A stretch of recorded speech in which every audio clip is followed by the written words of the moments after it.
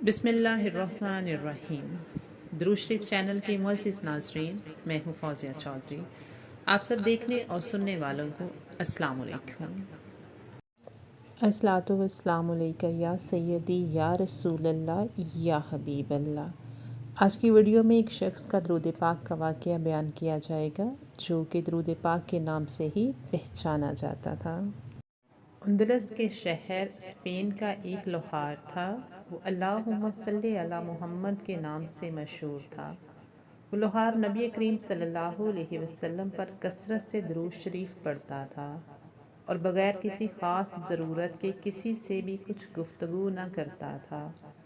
اس کے پاس جو بھی مرد، عورت، بچہ، بزرگ آتا، اس کی زبان پر بھی درود شریف جاری ہو جاتا تھا، اور وہ اپنے شہر میں اس مقدس مشغلے کی وجہ سے ہر خاص و عام میں مقبول تھا اور رب تعالیٰ کے دوستوں میں سے تھا۔